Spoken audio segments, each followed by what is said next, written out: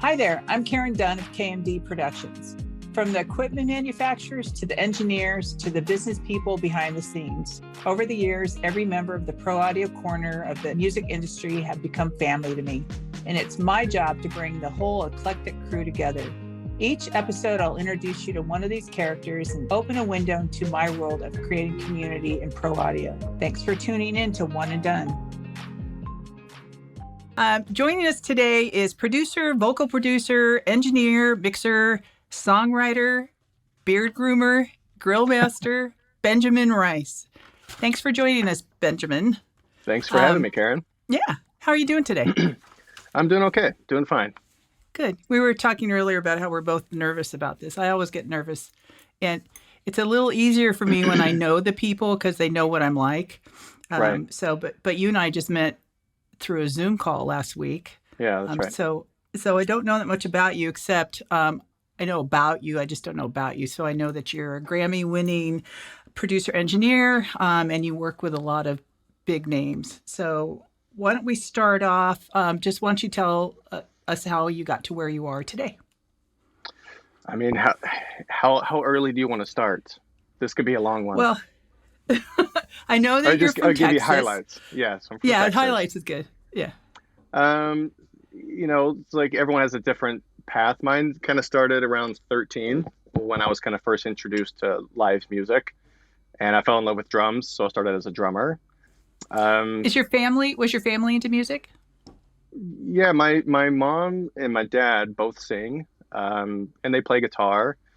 And I'm the oldest of five. My sister's also an incredible artist and an amazing singer and piano player. So my family is musical, but it was always growing up. The music side of it was always centered around being in church, which is a similar thing for a lot of people. Right. So my introduction to music really was first in church. From there, internship at a studio locally in Texas. And became really good friends with two guys named Greg White and Frank Pryor that taught me a lot of things. Started like anyone else, making coffee and trying to learn how the spaceship works as it looked to me when I first walked in. From there, I was in a band for several years. And so we were, recording our own records and kind of learning that process, making the music ourselves. Toured for a while. Then I went into the Army for a little bit.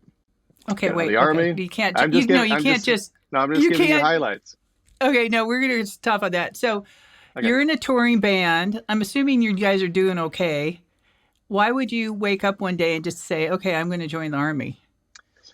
I mean, I think there's a lot of factors. I kind of call it, quarter life crisis, identity crisis. Like, what does my future look like? I mean, the band was doing well, and that's what I love the most. That's why I really saw my future being in a band and, producing, engineering the records, playing the records live. To this day, that's still probably my favorite thing in the world to do. I think at the time it was, people were getting married and we were slowing down. And I think at that point in my life, I was trying to figure out, well, what else am I doing? I think a big factor in that decision for me was my brother, who's a year and a half younger than me. He was already in the Army.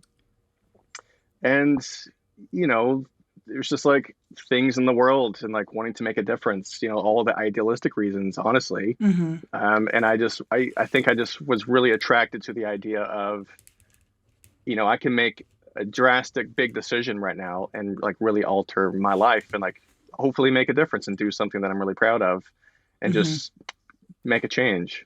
I mean, as crazy as that may sound, that was kind of my thinking process at the time.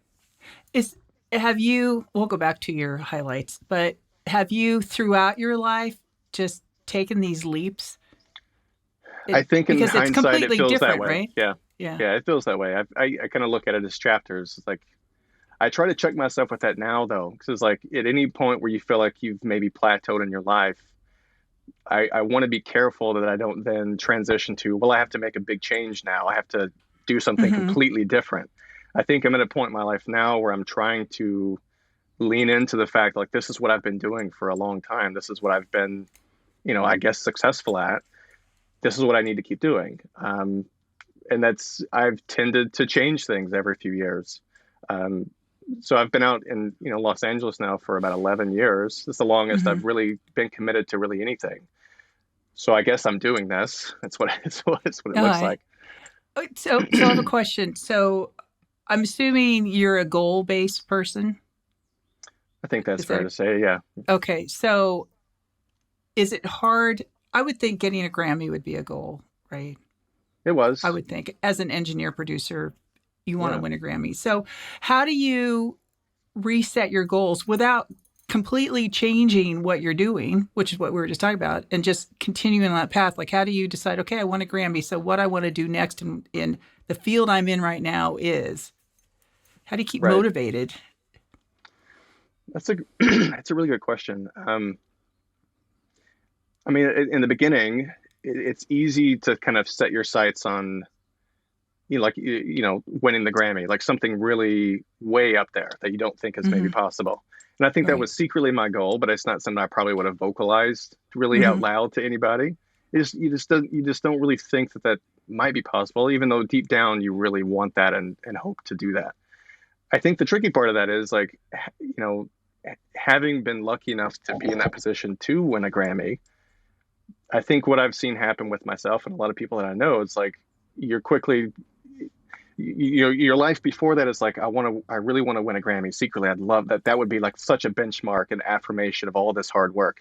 And then as Right. soon as it happens, the next day you're in a session going, well, I need to win another one. I need it two, three, four, five, and then you have peers that you look up to that have 15, 20, so many. And I think that's a slippery slope to start judging yourself Yeah. by comparison. When if you look in hindsight, look where you started from, like, I mean, look how far you've come. And so I try to Right. remind myself, like, if everything stops now, if my career is over, whether by choice or, things change and you're not as successful as you want to be anymore, I try to remind myself that I've accomplished more than I could have ever imagined already. Hmm. So even if I walk away by choice or just life changes and I need to do something different, I can still feel like very accomplished and very fulfilled by what happened. I try to stay in that mindset so that I don't, and that, that's easier said than done. I'm not very good at that because you do want to do the next thing. And what is the next thing? Is it just more Grammys? So for me, it's like, starting as a drummer, then going into engineering, into vocal production, into mixing. I'm trying to find like, how can I just add to my skill set and just refine my skill Right. set? How can I be more effective to people that I work with? Because you can wear different hats with different artists. Like not every Right. session requires the same things of you. So if it requires multiple things, ideally I just want to be more effective at those multiple things. Right. Yeah.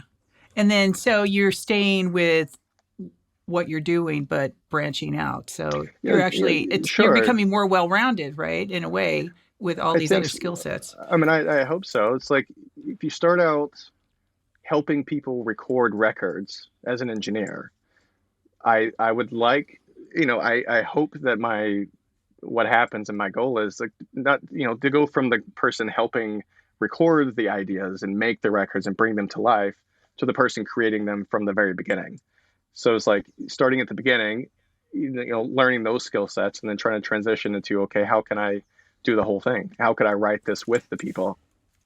So with that sounds pretty cool. Where you would start with an artist from the very beginning, collaborate in songwriting, and then you engineering, mixing, producing, Right, and because then then you you have can it you can out. fall back on those skill sets that you've done the 10,000 hours in.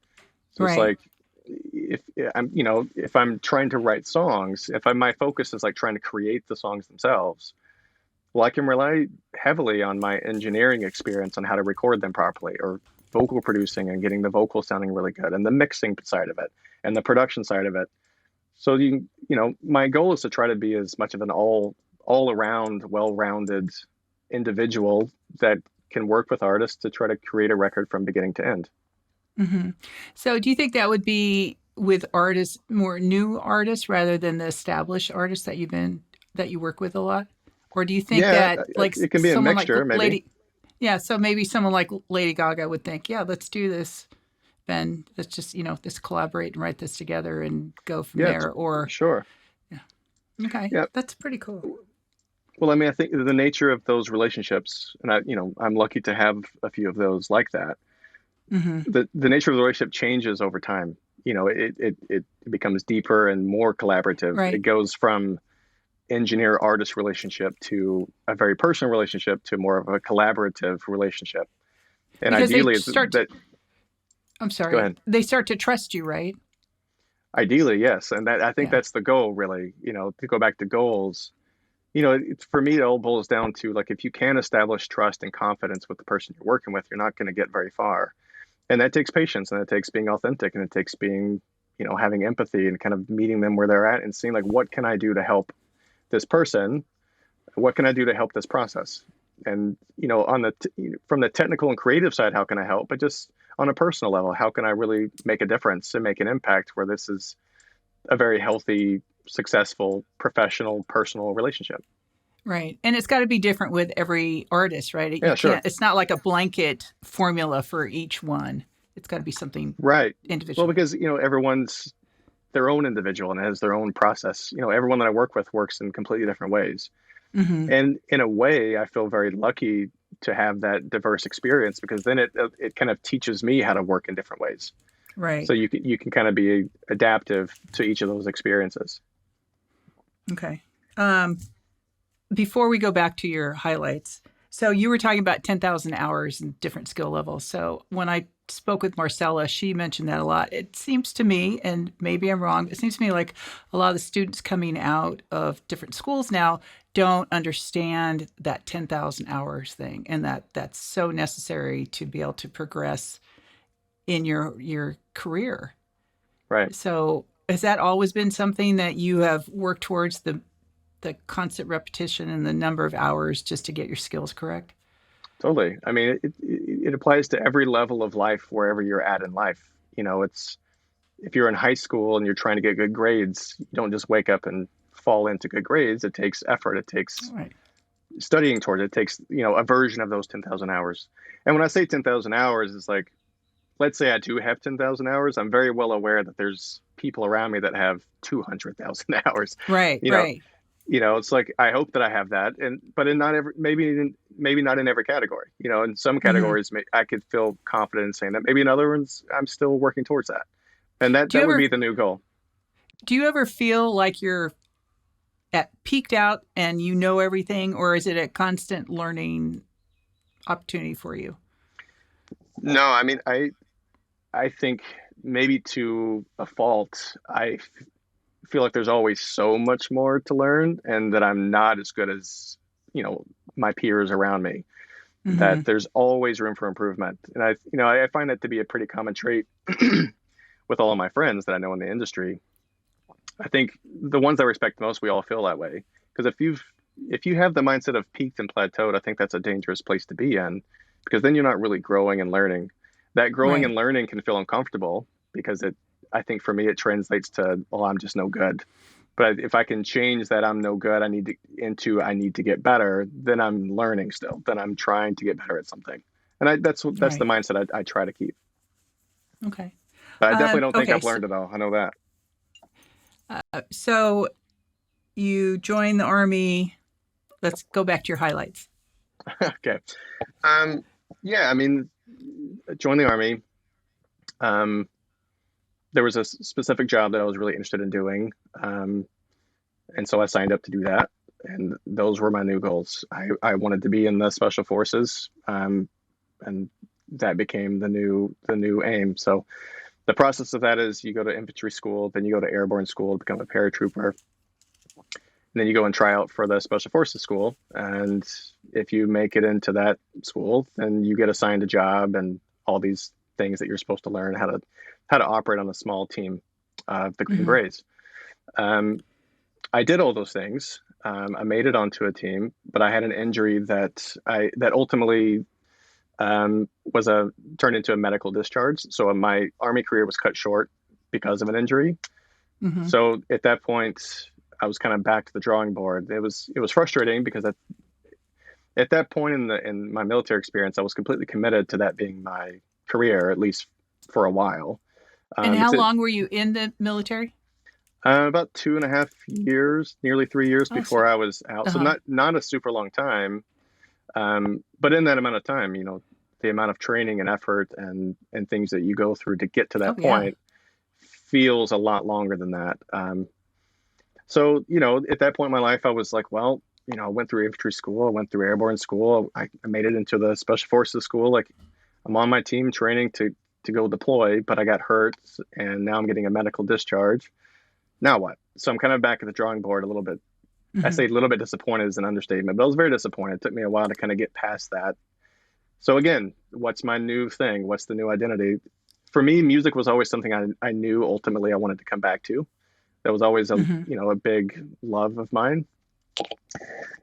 So I was in the fortunate position of having the GI Bill to go back to school. So I went to Full Sail because they had a great veterans program. You could get a bachelor's in 2 years, which I was really interested in. I was so Hmm. attuned to like the fast-paced nature of training in the military that I wanted to do things as quickly and as effectively as possible. And they had a 24-hour school, and I could make the most of my time there. So that's the decision I made. I went immediately. I think I was discharged in like July. I started school that fall. Uh-huh. So that's that chapter. So my wife and I moved to Florida to go to school. We found out we were pregnant with my son, and the three of us made a life there for a couple of years. Hmm. Um, Getting out of the Full Sail chapter, as I was nearing graduation, my career counselor sent me an email saying that someone had reached out looking for someone who was, maybe a little bit older, meaning like not 19 or 18, 19. Hmm. Someone who's a little bit older, had some prior experience, military preferred, and could potentially move to LA and, start working. Um, I just happened to be near graduation. I fit those categories and I was top of my class. And luckily, that person was Josh Goodwin, who everyone knows and I look Yeah. up to immensely and always will. And, there wasn't a promise of anything. I think it's important for people to understand like, you don't just get a job because you graduated a school. That's kind of like, congrats, you graduated, but now it's like you're starting over again. You still start at the bottom of the new level, You're at right? the bottom. Yeah, right. Yeah. So, I just booked a plane ticket and just skipped class and came out here as soon as I had talked to him, and thought, if I don't meet this person now and strike while the iron's hot, they're going to forget. So I came out here and Hmm. met him, and he was very gracious, and we had a good conversation. And I made a plan to move here when I graduated a few months later. I stayed with a friend from high school, several miles outside of town.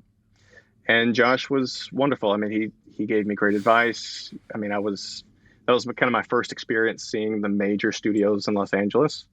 Um, Hmm. Henson was where I first went to meet him and kind of Uh-huh. see how things work there. And to this day, it's one of my all-time favorite places in the world to work. Uh-huh. J- Josh got me an interview at Record Plant, um, and I interviewed there. They had just lost a few assistant engineers that had moved on to other freelance jobs. So I interviewed with Rose, which you and I have talked about. That's a very Hmm. unforgettable and formidable experience in my life, that really started my career legitimately. Luckily, she hired me as an assistant. So within a week of that interview, I was on sessions as a staff engineer.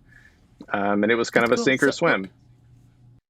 let's talk about Rose just for a second because Sure. she will not be on a podcast with me. I've tried and tried and tried to get her, but she won't do it. So I thought you and I could just talk about her a little Yeah. bit and then, so I know we talked about this a little bit in our Zoom call. For me, I've known Rose for a really long time, 25 years. Mm. And when I started my own business 13 years ago, she had a huge influence on how I dealt with clients and has forever influenced how I deal with clients and attendees to my events. And I love Rose. And I know that she had a profound effect on you. So, what is it? She had a profound effect on the On industry everyone and that ever especially in works there, for studio. sure. So, yeah. So, can you, what did you learn from her and how did that influence the rest of, if, being an engineer and producer going forward? Sure. I mean, yeah, we could spend a lot of time on that. Rose just, I mean, she's a legend before I even interviewed. So like I was aware of who she was. So there's a certain level of respect and deep respect and intimidation that you have going into an interview with someone like that. Right. Not to mention, being new to Los Angeles, new to the large, huge studios, commercial studios, walking into a record plant, interviewing with her, it's a lot to take in. I tried to do my best and just hope to make an impression upon her. But I mean, she has such a high level of excellence that she just demands without even really having to say anything, because she's earned that Hmm. respect from everyone around her.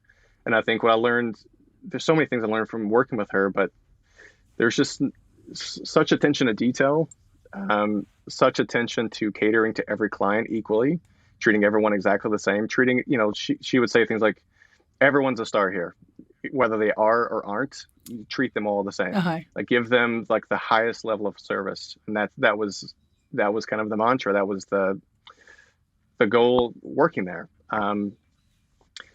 With her, to me, it was a natural extension of military experience. I kind of saw her as kind of like my commander in a way, someone that Oh, interesting. Yeah. I worked for and represented the studio too. So when clients were there, like I'm a face of the studio. I'm a face of her, and like you Hmm. don't want to let her Right. down. And you see how she talks to clients and how she treats everyone. And there's no bullshit with Rose. Like you're not allowed to kind of half-ass things. Like, you have to really bring your A game all the time. And I think that kind of an environment to start in, I was very lucky to start there and get my footing on the ground with her. And that staff, everyone that worked there was incredible to work with. And my experiences with her have stayed with me to this day and always will. So starting off as thank you. So starting off as an assistant engineer there, in record plant, like you were saying, it's big studio, lots of expectations. What kind of mindset did you develop to be able to work there, to start there, and then to advance through the ranks? Honestly, just to be as mentally prepared as possible. I remember even before my interview with Rose, which, is an interview. I don't have a job, right? It's just an interview. Right. You're nervous. At the time, my son had just turned a year old. I had just moved to Los Angeles with no real plan, no money, staying on a couch at a friend's house. Similar story that everyone kind of has. So Hmm. in my mind, everything hinged on that interview, everything. So I stayed up all night reading SSL manuals. I was like, I don't know what to expect. Are they going to ask me some Right. crazy question that if I don't know it, you don't get hired? So like my mindset was just to be as prepared as I could be. And the vice president at the time, named Jason Carson, who Hmm. I love deeply as well. And he told me when I started, he was like, just so you know, you're starting as an assistant, and there's runners here that have their time to start being an assistant is now. So just a heads up, you're not going to be very well received. You have a target on your back because you've kind of stepped in front of people. You've kind Uh-huh. of cut in line basically. So that added to the pressure of like, well, how do you jump into a family where you weren't really welcome in the first place and make an Hmm. impression and also still make friends? So what I would do is try to be as technically prepared, study the room, study the manuals, make sure I understood the gear, knew what mics they had, so that if there was any question from any client, that I was prepared with some kind of answer. I didn't want to have to rely on Jason or anyone else at the studio to ask too many questions. I wanted to figure it Hmm. out myself. So if I had a question that I didn't know, I did everything in my power to figure it out before asking anybody, because I didn't want to be that guy, the new guy asking a ton of questions. The other thing that I tried Right. to do was go the extra mile in the room. Like, if the runners are taking out the trash every night, as their job is to clean up the studios, I would just do that Hmm. myself to try to give the impression of like, look, I know I'm the new guy, but I'm not above doing these things. And just slowly just like work hard and kill people with kindness and just try to make a difference. How did you deal with it? There had been times that it was so great and so wonderful and perfect, and other times where it was just like horrible and you get stuck. And a lot of people get stuck and just get in that low place and not be able to get out of it. So, did you ever experience that? And if you did, how did you get back on track? All the time. I mean, all the time. Um, you know, Getting hired is exciting, and trying to find your way, and but ultimately working at a studio is being in a family. So you have to kind of find your role on that team, because you're with the same people every day, Right. all night long. You're Right. working long hours, and it's essentially in a really close environment. So yeah, there was many times, lots of low points. I think once I got to know the rest of the staff, you kind of learn to like misery loves company. You kind of lean on each other, and that helps. Mm-hmm. Uh-huh. Another thing that I would do with myself is I would say like, all right, one more year. I'm just giving it a year. And if this is no better in a year, then I'm done. I gave it a shot. So what? Mm-hmm. And each year, I'd be like, all right, one more year, one more year. I had my best friend in the army. He had this thing where he's like, I'll quit tomorrow. And that was just kind of something that always stuck with me because every day you wake up, you just say that, you just Right. say it again. I'll quit tomorrow. I Yep. have today. Yep. And the other, aspect of that is, I'm new to LA. I have an infant and a wife. We don't have any friends. We don't have any family. There's a lot of motivation there to provide and to work hard. So even on low points where like you don't love the sessions or it's not going the way you think, you can't really see where your career is going to progress. At a certain point, you just kind of have to just dig deep and just keep going. So I would just say, give it a year, Mm-hmm. give it 2 years max. And to some extent, I still kind of say that to myself now. Give it a couple Mm-hmm. years, give it a couple years. And 11 years later, I'm still here. And Uh-huh. ideally, I'll just keep saying that and keep working.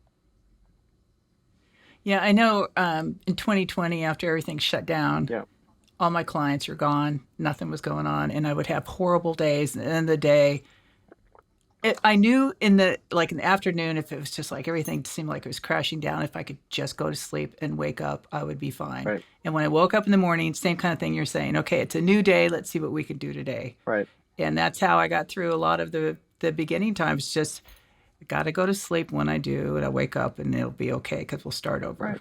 Well, So you can always do that do over. if somehow I'm accidentally sounding like I'm very put together and I've handled this well, it doesn't always feel that way. It doesn't always look that way. There's definitely very low points and days where like even if you Yeah. say that it doesn't stick, you just don't have the motivation to keep going. No. But at a certain point, you don't have a Yeah. choice. Like you can stay in bed all day. You can get up and just try. I try.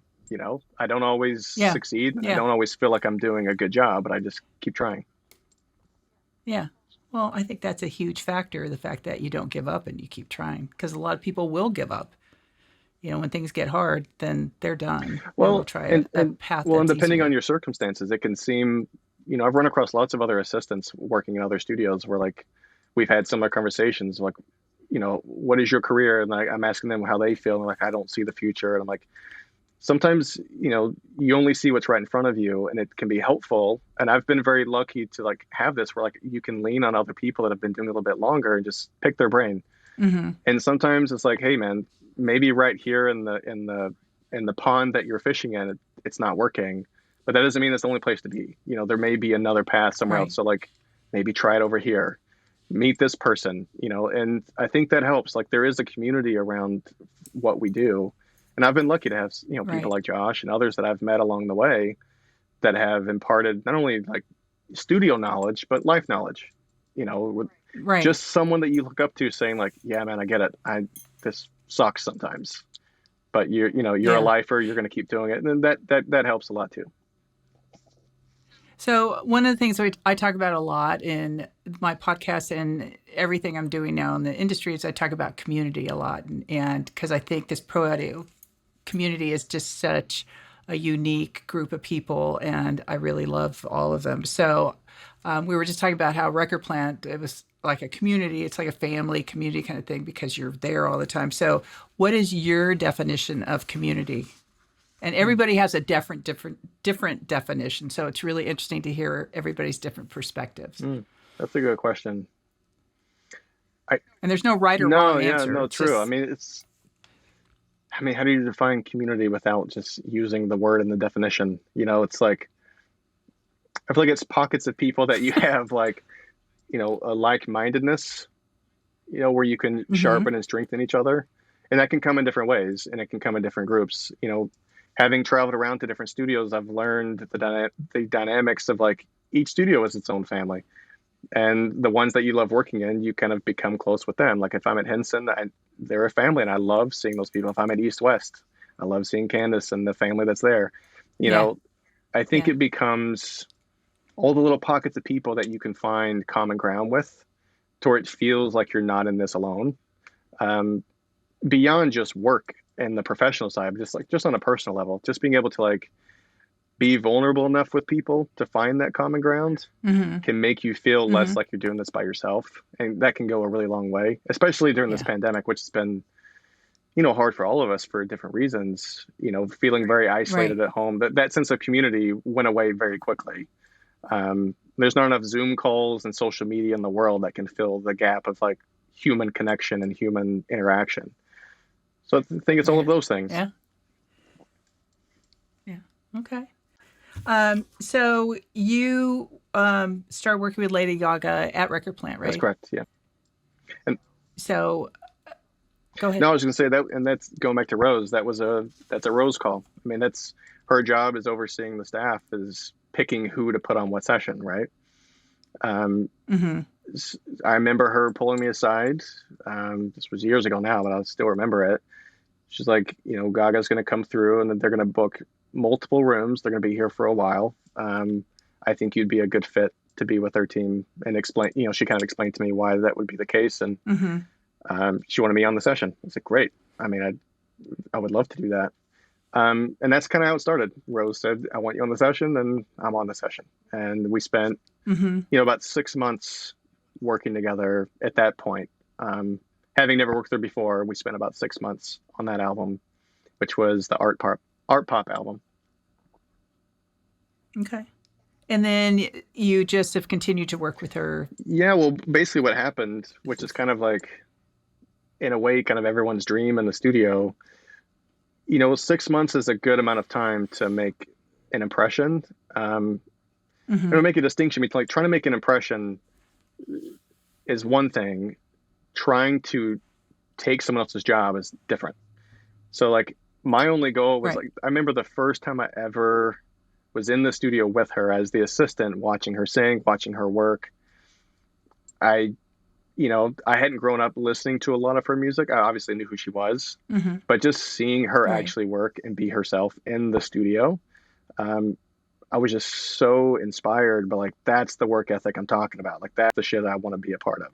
This is the creativity. Mm-hmm. Like, even if musically this isn't always the thing I'm listening to, like she does so many different things and does so many different Right. genres and writes in so many different unique ways and just works so hard. I was so inspired by that and like made that a goal in my mind. Like, I hope that this turns into something. At the time I was thinking I would love to be a part of their team. She had an engineer, she Mm-hmm. was working with other producers. If I can make an impression within this team, I would love to stick around for the long haul. Well, what ended up Right. happening was towards the end of that project, um, because of deadlines and trying to get mixes done, and she's still writing, but we're mixing the album and doing the final mixing and mastering while she's wanting to like change vocals and change things, which always happens at the end of an Uh-huh. album. You're trying to, improve things, challenge things. Her engineer was going to go start mixing, and so there was a vacancy. And like, well, if I'm going to go mix, then someone still has to be here to finish doing the engineering part of the job with her. And so they had a Right. conversation about me taking over those responsibilities, and that's how it happened. He went to start mixing and finishing the records we've been working on, and I kind of stepped into his seat and took over engineering with her, and we finished the last several weeks of the album together. And then those relationships over those 6 months just turned into lifelong relationships. I continued working with those producers on other sessions with other artists. And then over time, when Mm-hmm. she needed an engineer, they would call and say, hey, are you available to engineer for this? And, years later, those things evolve into, what ended up being A Star Is Born. We need an engineer for a project. Are you available for the next couple days? And I was. I Mm-hmm. mean, I would, even if I wasn't, I would have been, at that point. Uh-huh. But those couple days turned into 2 years and turned into a movie and turned into, the song Shallow, turned into so many things that I could have never dreamed of. And it's just that relationship has just continued, into the next album, engineering and vocal producing and mixing. It's just continued to kind of grow and evolve as she's needed or wanted me around. And ideally that Right. continues. But even if things stop, like I'm so grateful for all those opportunities. And I'm looking forward to our next project. But that's essentially you just got to be there and just make an impression and do a good job. So that's got to be for audio engineer students like the dream that they graduate and they are able to get paired up with someone Yeah. of her stature and just take off, right? So how much of that do you think is skill level, and how much of it also is just personality? Because it sounds like the two of you have similar work ethics. You seem to be a perfectionist. It sounds like she is also, and it also sounds like you're very humble. And we always talk about on my podcast and other things about being a good hang.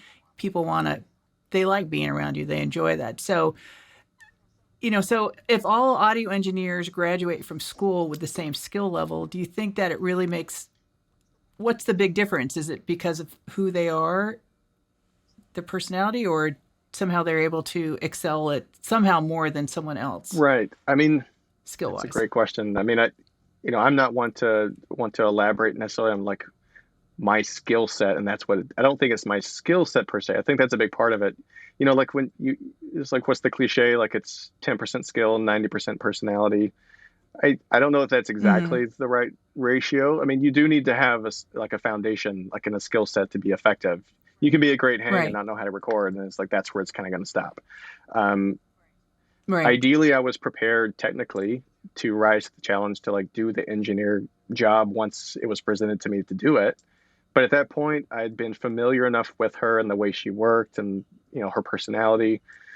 I think a lot of it is personality and like being able to hang. Like it's a mixture of variables, and honestly, right place, right time. Like, if it's a lot of luck, right? Ultimately, it's a lot of luck. If anything else in my life hadn't happened the way it happened, if I wasn't injured in the Army, I wouldn't even be talking to you right now. I'd still be in the Army probably. So or if you hadn't gone in the Army and gotten discharged, you wouldn't have met Josh. You wouldn't have qualified for what he was looking for. I wouldn't have gone to the school, wouldn't have met him, wouldn't have moved here, wouldn't have met Rose, wouldn't have met her. And so it's that butterfly thing. It's the butterfly effect. But it's just, so it's right place, right time. So like, I think some of the advice that's maybe in there is, put yourself in a position to where those things can happen. So I knew, my initial goal was like, if I can get a job at a place like Record Plant, then you're at least, you're putting yourself near the water of clients that you could, ideally hope to work with. So that was kind of like step one. And that's why I think it's really important to not, overlook that traditional path. There's something about being in a large format studio with someone like Rose. There's not very many people like Rose, but you know what I mean? Like someone like that, that runs a studio in that way to where you can make those relationships and be ready for those opportunities. But a lot of it is personality. And I think you need to have a lot of empathy. I think you have to have a lot of sensitivity.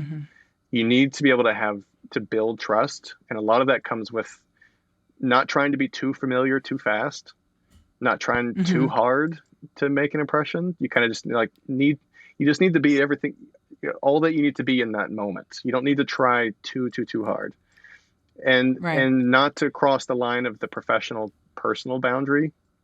I've known her for a long time now, but I still see her as someone that I work for and I want to provide a service to. Yeah. We're friends and we have a good relationship, but if we're working, I'm there to try to accomplish work for us to make something together that we both really enjoy.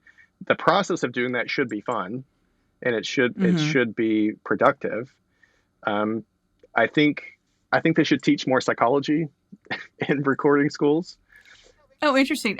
Because there's so much that goes into just like reading people and kind of feeling where they're at in that moment, in that day. If an artist you're working with is stressed about something, which, we all are most of the time, or at least often, being sensitive to that and like kind of dialing back maybe your approach and kind of like meeting them where they're at. If you're, vocal producing, which I've done a lot of now, the mood of the artist that you're working with and their boundaries of like allowing you trust. You can't knock too hard on those walls. Like you have to be patient. And ultimately the goal is to get the best out of those people, but do it in a way where it's like, it's helping them. Like, how do you make them the best version of themselves? Like Gaga and I've had lots of conversations about, the comps that I may choose, or like the way I may produce the vocal. And if she's given me a compliment in those conversations, I always turn it back around, and this is true. I'm like, well, I mean, you're the one singing. It doesn't matter. I appreciate the compliment and like you liking it the way it turned out, but like if you remove you from the puzzle, there's nothing. Like it's ultimately still all about them. So if your focus is just trying to provide the highest level of service and personability to people, I think that is the good formula for establishing trust and confidence with that artist. So what's your favorite thing about being an engineer, producer, songwriter, vocal producer? Do you have a favorite part of it? I think my favorite part would probably be, in the simplest form, the connection with the people that I work with. Honestly, I mean, not every day in the studio turns into a life-changing song, and you have to understand that. Like, things take time, and you may do 10 songs before. I mean, 10. You may do 100 songs before one like really feels special. But it's the journey along the process. And I think if you have that mindset, and I do, I love the connection. I love being able to collaborate and create with someone. And you can't do that if you don't have a connection. And so I think my favorite part is just being in the room with the artist, whether it's her or someone else. It's that experience together, the connection that you make as people, that I think will stick with me my whole life. And it's what makes for the most rewarding part of the job. Yeah. So what was it like the first time you heard a song that you'd worked on the radio?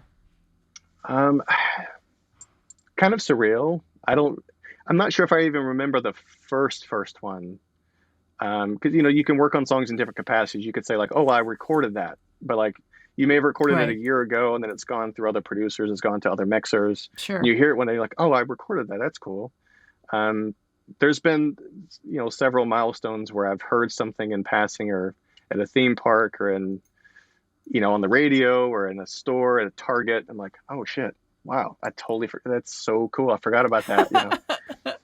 I think one of the more recent ones, well, it's not that recent now, but a few years ago, I was kind of at somewhat of a low point. I was driving home late. It was the middle of the night. I was in the middle of nowhere on my way back home. And I pulled up to a red light, and I had my windows up, but I heard some music that sounded familiar, and I rolled the window down, and the car in front of me was playing Shallow, like blasting the song. And I just remember thinking like, it was such a moment of the universe saying like, hey man, that worked. Even if you never do that again, that's pretty cool. There's a connection that other people have to this that you don't really think of. And I think that's something I think a lot of us forget, because we're always in the room kind of working in a vacuum, and then the song is going to the world, and you move on to the next song, the next session, the next artist. Right. I think that's something I don't really ever think about much, or I probably take for granted, is people's connection to those songs. And I think there's been moments like that where I'm like, oh, right, this is like, from like my wife, who just is a passive listener of music. She doesn't work in the music industry. She just loves music. Her connection to something is totally different than mine. But me witnessing her experience to something, or just anyone else's like experience in hearing something, really deepens the experience of having done that song. It's pretty cool. Yeah. And, I'm sure with you too, I hear something somewhere, something that I used to listen to as a teenager. And it's so amazing how music can send you back so quickly to where you were when that came out. And it's always good memories. Right. I was talking about this with someone that I was working with last week, where, there's something about a photograph when you run across old photographs where it takes you back to that moment, and you have a visual representation of like a moment in time that you have. For me, like a song is kind of like that, but deeper. So when I hear a song, it's just like what you just said, it takes me personally back. If it's one I've worked on, it takes me back to the room, the day we did it, everyone's mood that day, the excitement of it, the struggle of it, the look of the room we were in when we did it. Like there's so much more of a dynamic of the memory that's attached to working on a song when you spend, days and days, maybe weeks, maybe even a couple of years on a project. Like when I hear those things now, it really does. It takes you back to that time in your life. It's like it's like a tent post in your life of experience. Yeah. It's really cool. Yeah. So how do you make the jump from working for a studio to becoming independent? Why did you decide to do that? Well, I mean, the easiest answer is I was, kind of asked to. I was offered a job, but it is a leap because there's no, like in the music industry or like, kind of in life in general, there's no real guarantee to anything. Yeah. Leaving Record Plant on the heels of finishing working on Gaga's album at the time, that kind of resulted because the main producers that worked on that album wanted to, once they finished that, they wanted to continue working with other artists and doing other sessions. They move on to their next project. But because we had spent, the better part of 6 months together and all got along really well and enjoyed each other's company and, worked well, they asked me to just kind of start going with them to places and they would pay me to engineer for them. So at that moment, you kind of have a choice. You're like, well, I can believe that. I can take this leap of faith and just try it. The scary part is, and Rose would always say this, she's like, Record Plant isn't meant as your long-term goal. This is meant to be a springboard into something else. Ideally, you learn so much here that it prepares you for your next opportunity. I don't want to see you here for the rest of your career. Otherwise, I haven't done my job, right? So I went and asked her. I was like, what do you think? Is this too soon? Is this the right time? This feels like there's a momentum here in the relationships where it makes sense for me to continue working with these people. And, her advice was basically, yeah, I think it makes sense. The risk that you take in doing that is it's a lot harder to come back because as soon as you leave, someone then kind of moves into your previous position. Right. Everyone kind of moves up. So like the runners that were there for a couple of years now take the next guy's job, and then that guy moves up to the senior assistant job. But at a certain point, you kind of just have to take that leap. And if you've made a good impression, never burning bridges is an important thing. If you've made a good impression on that studio, I know that if, let's say things didn't pan out as well, I know I could have called Rose and said, hey, when you have some freelance stuff that comes up, an artist book where they need an engineer, will you give me a call? Of course, if you can be on a list of like an on-call engineer, and they would have helped. Right. So if you've made good in your relationships and you haven't burned bridges, you can always kind of fall back on that, ideally. But that was just kind of the way it happened, and it was just a risk I was willing to take. So what's the biggest difference between working for a studio and being independent? Oh, man, big ones. I mean, the first one that comes to mind is working at a studio, you see the same people every day. And going back to that, like, Misery Loves Company, it becomes your family. So, it's the people you take your smoke breaks with, the people you take your coffee breaks with, the people you have, drinks with at the end of the night. When you go on to like freelance and you're working for other people and hopping around different studios, working in different places, you lose that sense of community. Going back to your question before, you lose that kind of immediately. Mm-hmm. It's not so much lose, but you kind of redefine it. You go from like one community that you've been very familiar with, that you look forward to every day, to now this like new community, a new family. So you're kind of starting over again. I see everything as like each new level, if you want to call it a level, you're kind of starting at the bottom of that level every time you do that. So the biggest difference is now you're hopping around, and every studio you go to, you don't know the assistants because you've never done that yet. You've been in a familiar territory where you were the assistant turned engineer, and the assistants you had were your friends, people that you already knew. Right. When you go to a new studio, some of the growing pains are learning, like, all right, who do I need to talk to before this session to make sure that it's set up properly? And then you learn pretty quickly which studios do a really good job of that remind you of where you came from, and which ones maybe don't do as good of a job at that. Mm-hmm. And there's some growing pains associated with that. You go into each session with a different psychology of, well, this session was stressful because this studio did X, Y, and Z, or this assistant did this, or the artist was in a bad mood. You deal with more things than you dealt with in the past. And now you're in the chair full time. So it's all on you. You have to make these decisions. You have to be the one to figure out the solution to the problems. So Jules, one of my co-producers, told me that when she assisted for you, Paramount, you were the first person she'd ever seen bring in a boot drive. Yeah. She was so impressed with that. And she passed on that knowledge to other engineers that were coming in and working, and producers. She thought that was so brilliant. So why did you think of doing that? It is a brilliant idea. And why don't more people do it? Well, it's kind of twofold. One, I saw someone do that. Gaga's engineer did that. Ah, So when I was assisting ah, him, I was like, shit, that's brilliant. You know, because why? So the reason it's such a good idea, if you just look at the analogy of tools, if you work with the same tools every day, you're going to be more effective.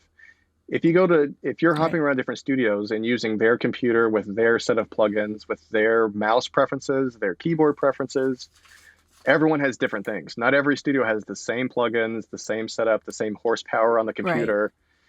They're going to have similar microphones, preamps, and like outboard gear to choose from, but every studio has a different software platform that they work on, a different version of Pro Tools, a different version of Auto-Tune, a different version of Sound Toys, the mouse speed, like all those little variables to me create chaos, and I'm trying to control as much as I can. Mm-hmm. So I'm trying Mm-hmm. to dial in my way of working. I like my mouse fast. I like these shortcuts on my mouse button set a certain way. When I'm editing, that's how I want it to be every time I hit that button. I want the same plugins every single time. I want my templates to be the same every time.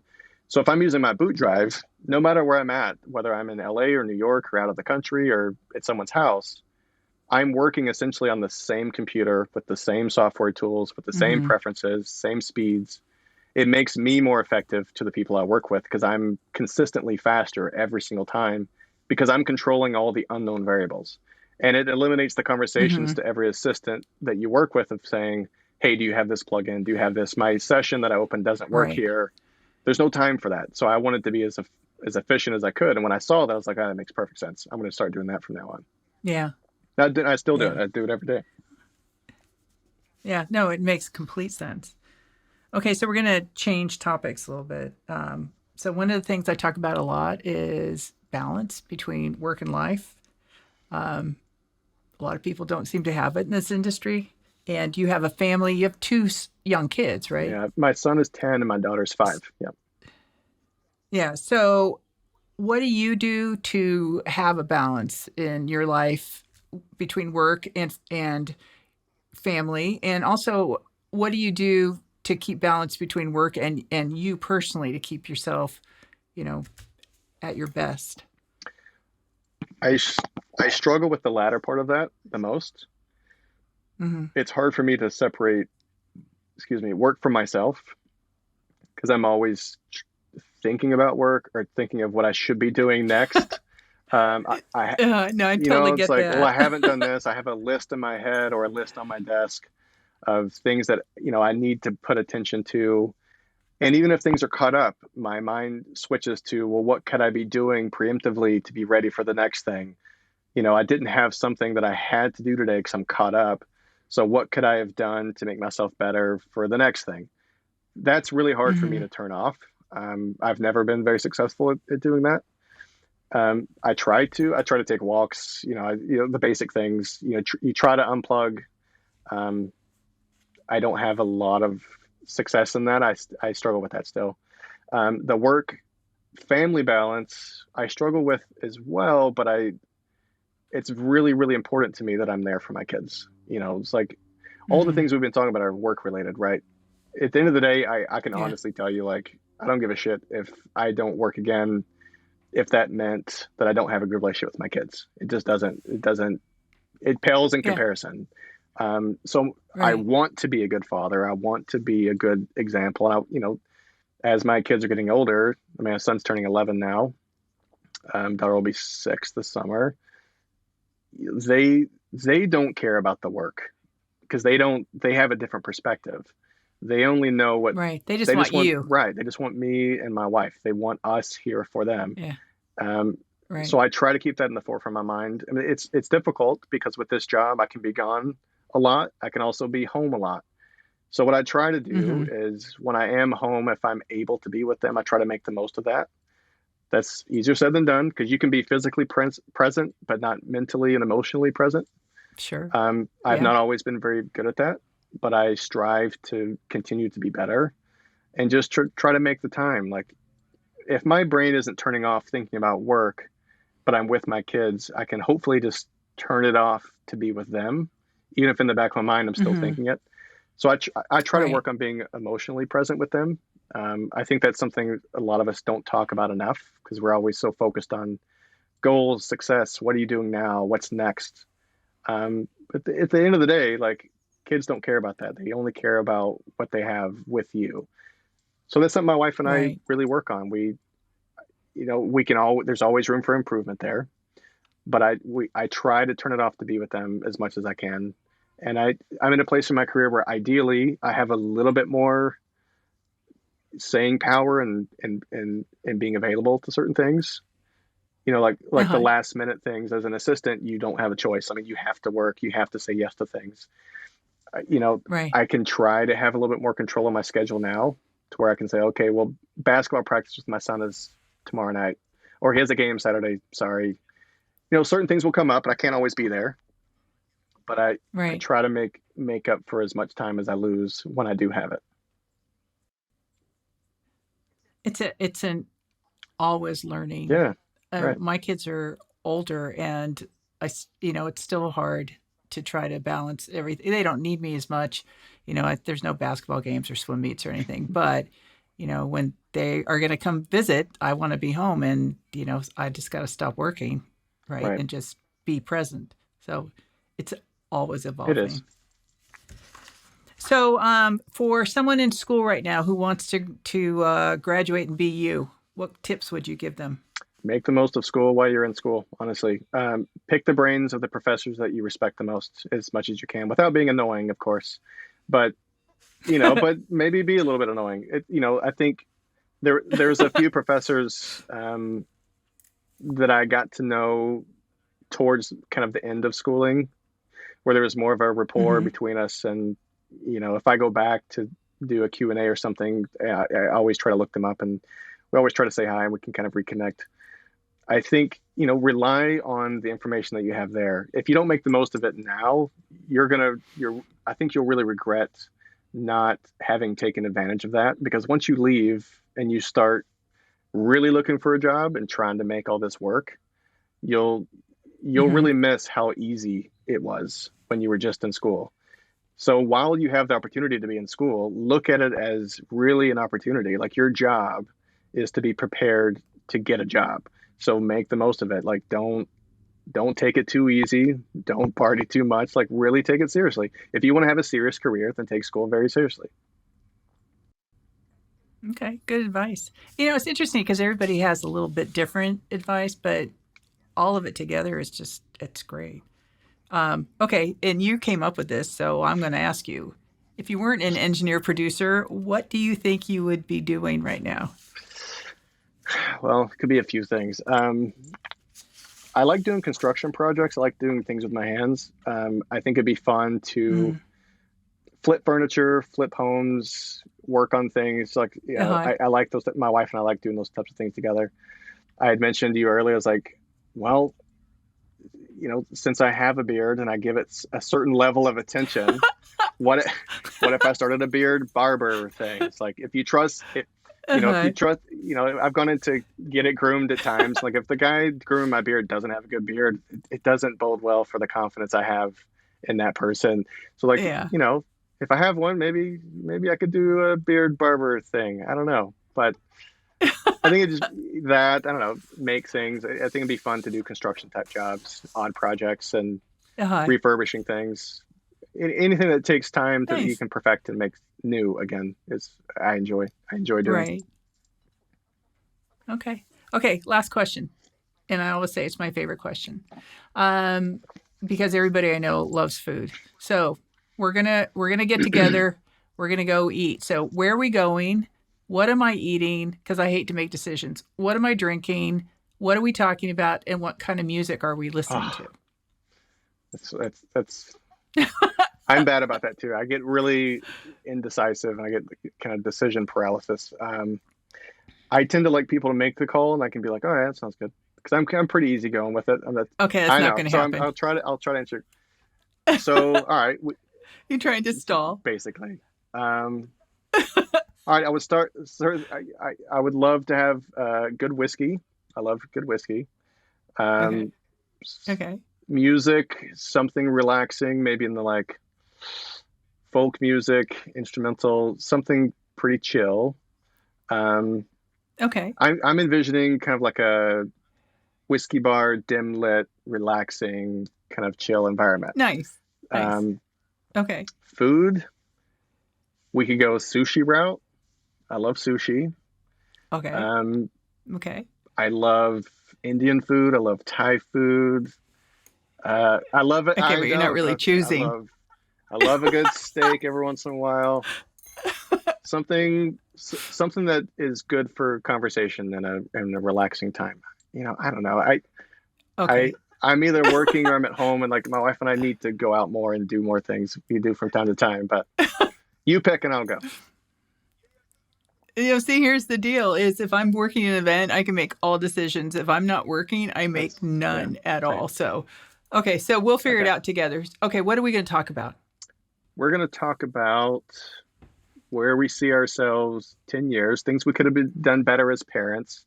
We're going to make ourselves feel better about things that we did well. I think that's the nature of being a parent. It's like I like that. My wife and I were just talking about this before I got on the call with you. It's like we want to always be doing more. And like, all right, but look at what we've done so far. Like, as long as we're making improvements on what we had, and that's already a win. So I think it'd be a mixture of parenting talk, probably not a lot about music, honestly. You're probably just more about life. Maybe I'd pick your brain since your kids are older. Like, what do you do here? What happens when they go to college? What happens when they move out? Like, how is the dynamic of relationships now? Those things are important. And I like to pick the brains of those that have more experience in that than I do. Okay. Well, we can talk about that. Okay. Okay. Well, that's all I have. Thank you so much for being part of the podcast today. This has been a lot of fun. Thanks for having me. It's my pleasure.